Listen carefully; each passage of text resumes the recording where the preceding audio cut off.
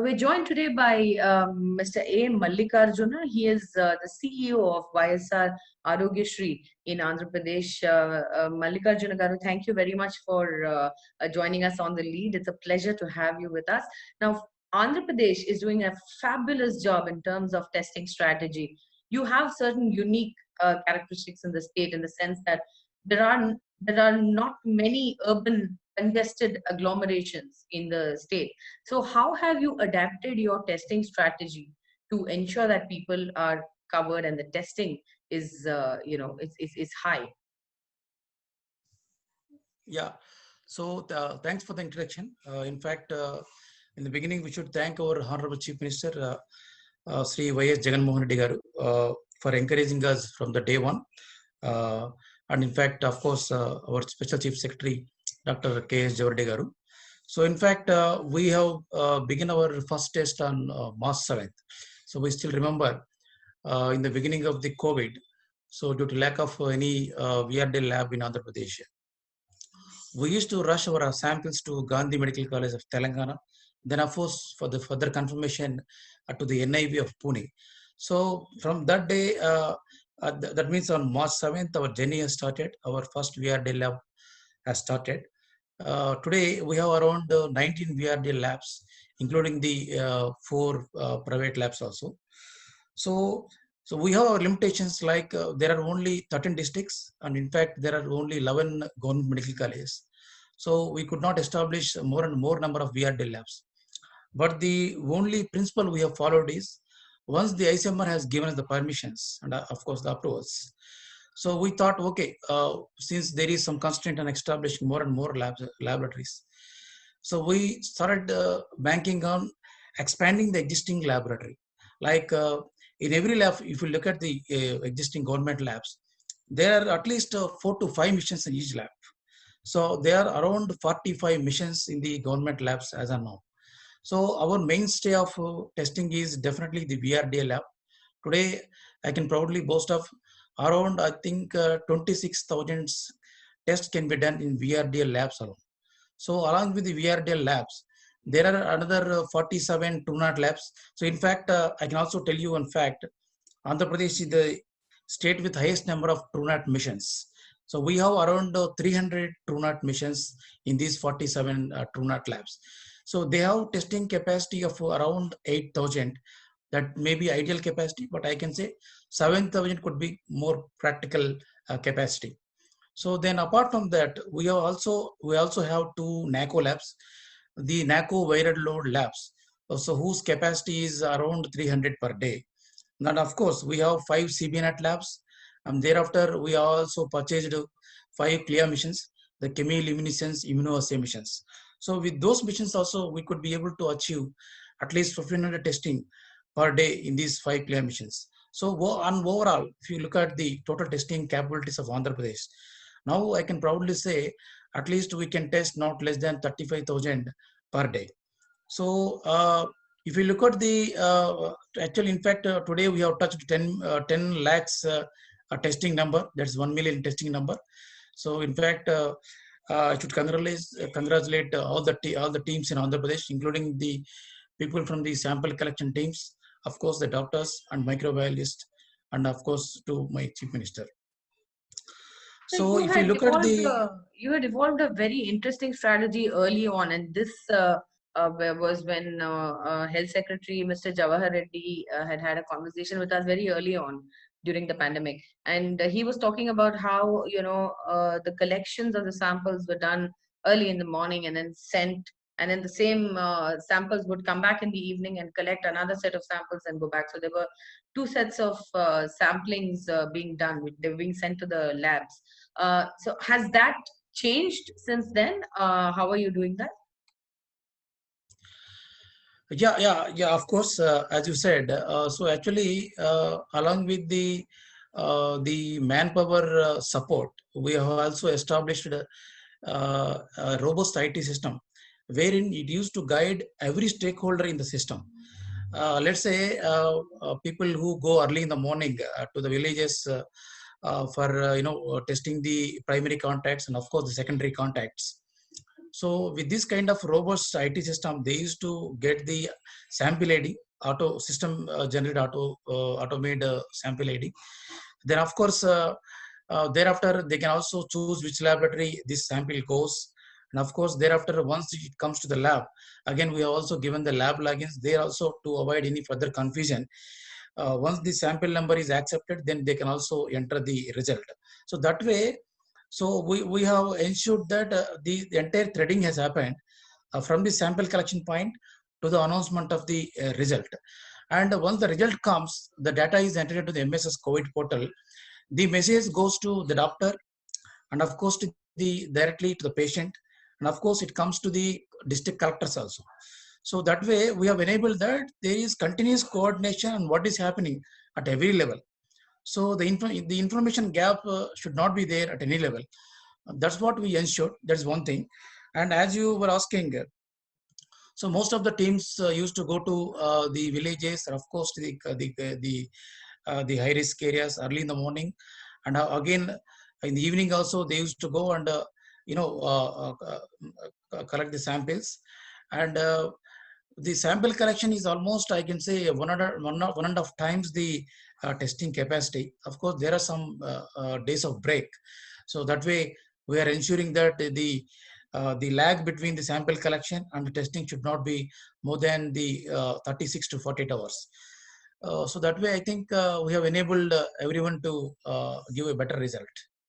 Now, you've also adopted a slightly different testing mechanism to the other states, or not even testing mechanism, in fact, a sort of screening mechanism, which is like almost a human screening mechanism, where you have used volunteers to go from pretty much door to door and check on people's health, and it's being done in a very effective fashion. Can you explain what exactly is happening with the volunteer cells? Yeah. So, in fact, thanks to our Honorable Chief Minister, with the introduction of this volunteer system in the village secretariats and, of course, the ward secretariat, these volunteers, their strength is around, I think, 3.5 lakhs in the state. So, they have been very handy to us, apart from the existing system of ASHAs and, of course, the ANMs. So, so basically, with the help of the state government COVID orders, so we have followed the multi-pronged approach in identified the more susceptible and vulnerable population for this COVID. I could say, so one way we are tracking the existing contacts of the positives. Of course, on other side, we have been focusing continuously on the vulnerable sections like comorbid people. And of course, the people with more than 60 years of age, and people with past history of some pulmonary disease or some cardiac disease have been focused much. And we have almost conducted 4 rounds of house-to-house surveys in Andhra Pradesh as of now. So there is an app.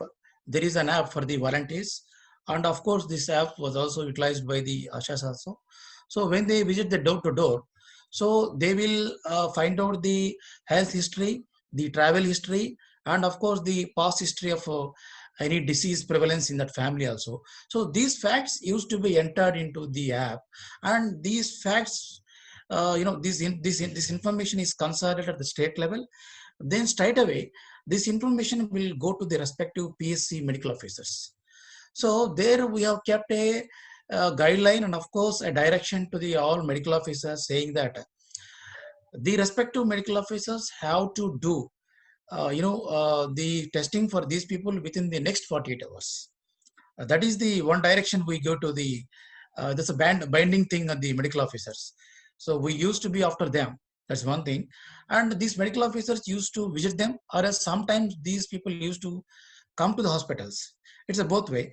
So they used to capture the information available with them in the app, and they used to cross check with them physically, and they used to do some triaging, like they used to check the blood pressure, blood sugar, of course the temperatures, and of course now we have provided almost I think around 8,000 pulse oximeters also. That is a portable small machine. So we have supplied to almost all the PSCs, and of course most of the area hospitals also. So there they used to check this, the SpO2, the saturation of the oxygen levels in the blood. So wherever they record the saturation levels below 94, so they used to record that also. And in fact, basing on that information, clubbed with the past history and of course the comorbid conditions, they used to refer these patients immediately for the testing. So we also, apart from these surveys and of course with the help of the volunteer system, so we have also hired so many buses for sample testing. Like with the help of the district collectors, we have managed to secure not less than, I think, 200 buses for the sample testing. So wherever the large number of comorbid patients in the village, of course, in the PSC area, the buses straight away come to the PSC area on some time.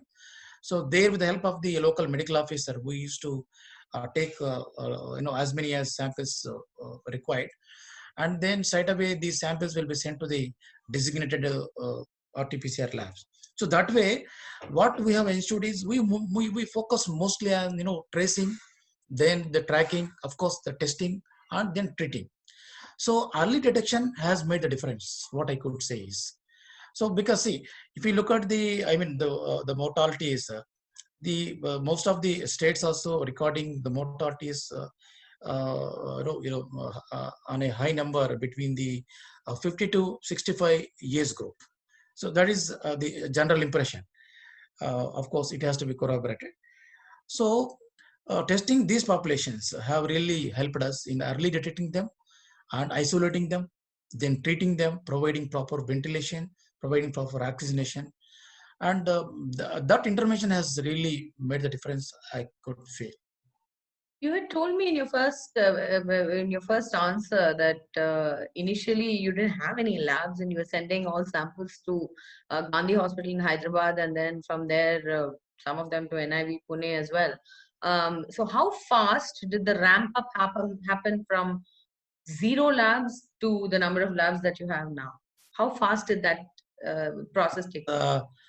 I think I must say it is with the help of the persistent guidelines from the Chief Minister and of course the Chief Secretary and my special Chief Secretary. So there was a blessing, like, and we have a very good officers, good set of officers in the Medical Services Infrastructure Development Corporation also. They have responded very fastly, and we could be able to get the RT-PCR missions from most of the places, from even Delhi, Bombay, and of course we were literally after them till the moment we gave purchase order. Till we went to the extent we used to speak to even the airport authorities and of course the customs people. So we have scouted all the options available with us, and we ensured that the missions come in right time and of course in right number. So that way, from the day March 7th, if you can look at the SWIMS lab, that was our SWIMS first lab. Yeah. They had only one RT-PCR mission. Today When we was could this? establish March 7th. On March 7th, Sims had one RT-PCR machine. Yes, one RT-PCR mission. Okay. From that day onwards today, if you look at in these last 4 months, we could at least establish 45 missions, the government labs alone. Now another 5 missions are there in the private labs also. So if you look at the portion of private labs, it is limited in Andhra Pradesh because Andhra Pradesh being a new state, apparently after the bifurcation.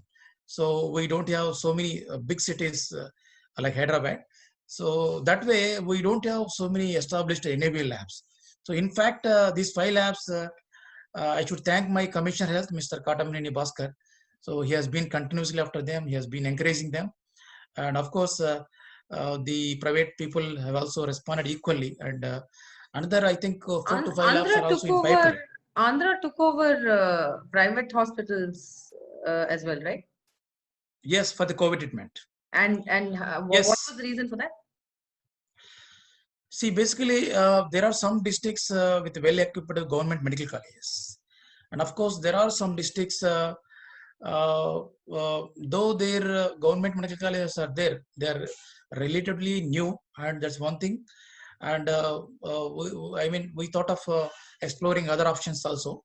So that way, we have almost taken not less than 7 to 8 big private hospitals.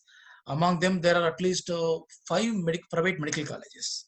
So of course, simultaneously along them, see, we have followed the system of the line system, in the sense we have identified the first line hospital in every district, then the second line, third line, something else. It goes on up to the 10th line. So we have followed a simple principle: let the first line hospital fill up to the 50%, then we look at the second line hospital, and then thereafter started to fill the second line hospital. If 50% of that fills, again we move on to third hospital. So that way we have followed a simple principle. And of course, in this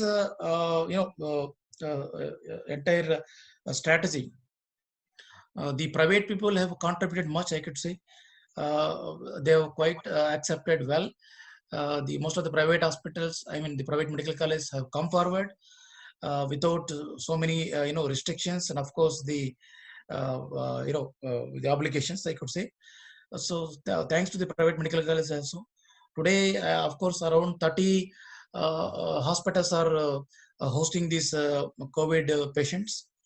And of course we have also requested the other private hospitals which are big enough to accommodate the patients. I think we are going to release that GO, I think probably today or tomorrow. So that way also we are trying to regulate the other hospitals to treat the COVID patients also if spills over. Great. Now, my final question to you, sir: what have been your biggest challenges so far, and what are your biggest challenges going forward as far as testing alone goes?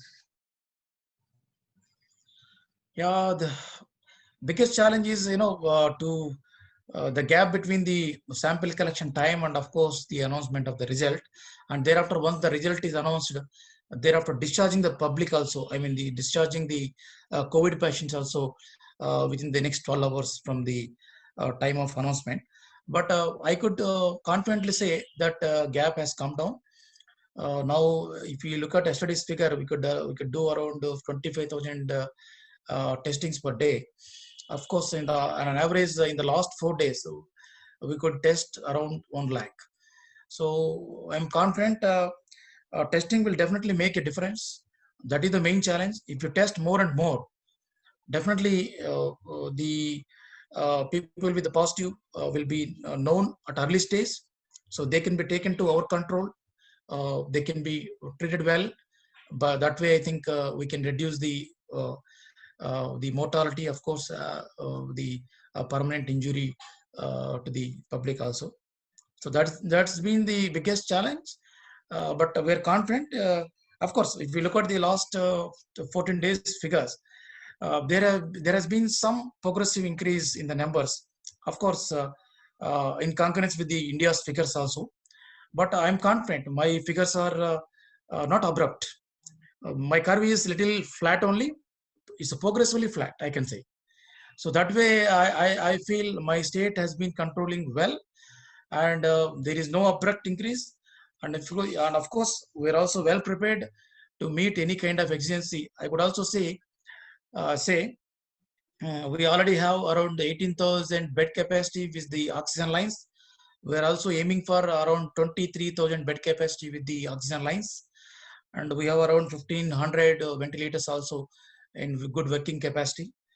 So we have geared up for any kind of exigency which is going to occur, and that's all from. Well, that's really good to hear, and I'm personally really glad that the state of Andhra Pradesh, being starting from scratch with pretty much nothing, no infrastructure, and not even enough funds. As a matter of fact, you have managed to pull off something quite admirable. So congratulations to the entire administration and to you, Mr. Mallikarjun. We're very happy to see the work that you've done, and thank you for the work that you've done. And thank you. Thank you so much. We will take the efforts forward with your compliments also. Thank you so much. Pleasure talking to you, sir, and we'll catch up soon.